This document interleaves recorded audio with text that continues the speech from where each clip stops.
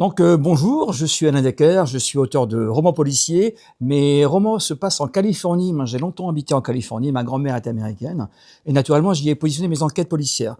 Avec mon nouveau polar qui s'appelle Les Fantômes de San Diego, on va suivre les traces d'un flic américain qui revient d'une enquête un peu compliquée, qui est un peu sur la touche, qui est un peu désabusé, à qui on va confier ce qu'on appelle un cold case, autrement dit un cas qui traîne dans les tiroirs, il n'a pas été résolu. Et donc ce type-là, ce flic va s'y coller, c'est son travail, et il va démasquer en fait, sans jeu de mots, ou presque quand même un crime avec un homme qui a été retrouvé chez lui avec un masque sur le visage, le masque du fantôme de l'opéra. La célèbre comédie musicale et puis le livre de Gaston Leroux qui entraîne beaucoup de malédictions autour de lui. Et donc, est-ce que la malédiction est liée à ce livre-là ou est-ce qu'il y a une autre histoire derrière? Donc il va démêler les ficelles et à la fin, évidemment, il sera comme les lecteurs surpris parce qu'il va lui tomber dessus. Voilà.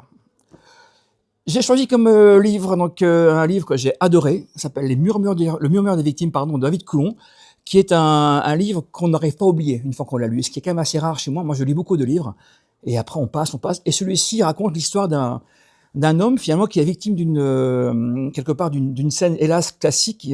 Aujourd'hui dans les faits divers, il tue sa compagne hein, par jalousie. Il va se cacher dans une maison et il va être en fait victime lui aussi, sans jeu de mots aussi là pour le coup, de murmures la nuit qu'il entend derrière une paroi.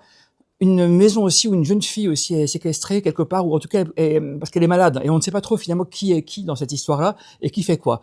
Et encore une fois, ce que j'aime bien, enfin dans un polar ou dans un livre en tout cas, c'est qu'à la fin, on a un dénouement qui vous surprend. Et là, pour le coup, celui qui ne sera pas surpris par la fin, je ne peux pas lui... Voilà, c'est impossible. Donc c'est vraiment un vrai page turning, comme on dit, une vraie histoire qui ne vous lâche pas.